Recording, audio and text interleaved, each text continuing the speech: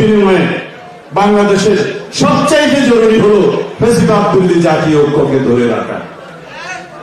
মাননীয় প্রধান উপদেষ্টার উদ্দেশ্যে বলব, জাতীয় ঐক্যকে ধরে রাখার জন্য যত কৌশল আছে সেটা অবলম্বন করুন, কিন্তু কোন উচ্চাভিলাষী কোন গোষ্ঠীর রাজনৈতিক উচ্চাভিলাষ পরিপূরণের জন্য আপনি হাতিয়ার না হন, সেটা আপনাকে সজাগ থাকতে হবে।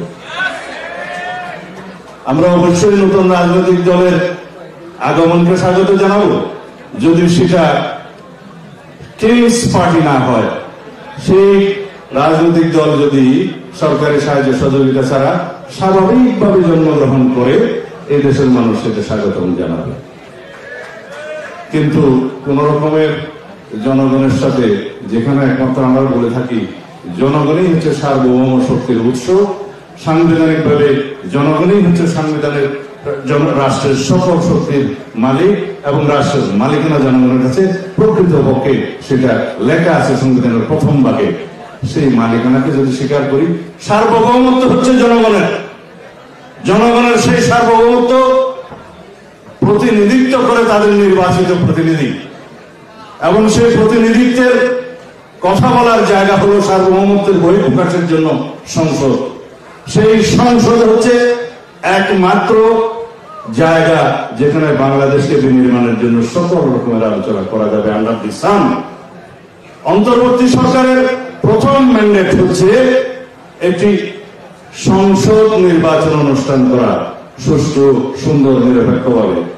যদি সংস্কার লাগে সংস্কার করতে হবে, কিন্তু সংস্কার খেলা যেন আমরা না করি। সেই সংস্কারই আমরা করতে আহ্বান করেছি, যে সংস্কারগুলো সংসদ নির্বাচনের জন্য প্রয়োজন, প্রধানত অগ্রাধিকার সেখানেই দিতে হবে। নির্বাচন কমিশন গঠিত হয়েছে, ভোটার তালিকা প্রণয়নের কাজ চলমান, এবং প্রাতিষ্ঠানিক এবং আইনি সংস্কারের জন্য সমস্ত প্রস্তাব প্রদান করা হয়েছে।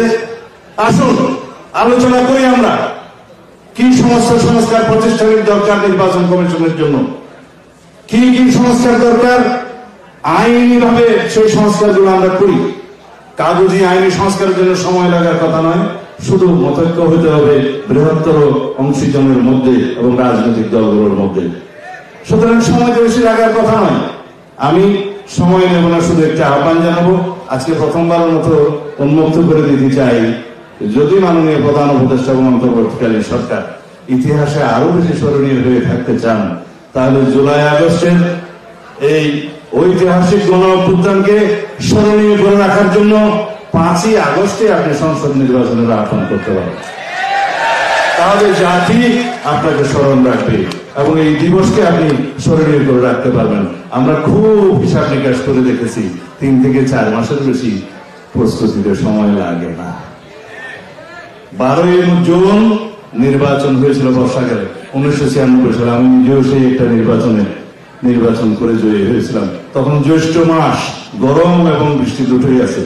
যদি জুলাই আগস্টে আমাদের ভাদ্র মাসে বৃষ্টির সময় যদি বাংলাদেশে এই দক্ষিণ এশিয়ায় পৃথিবীর মধ্যে উল্লেখযোগ্য সবচেয়ে বৃহৎ গণ অভ্যুত্থান সংগঠিত হতে পারে, তাহলে কেন নির্বাচন নয়? ধন্যবাদ আপনাদের সবাইকে। বাংলাদেশ জাতীয়তাবাদী দল জিন্দাবাদ। শহীদ জিয়া অমর হোক, বেগম খালেদা জিয়া জিন্দাবাদ। আমাদের অহংকার জনাব তারেক রহমান জিন্দাবাদ।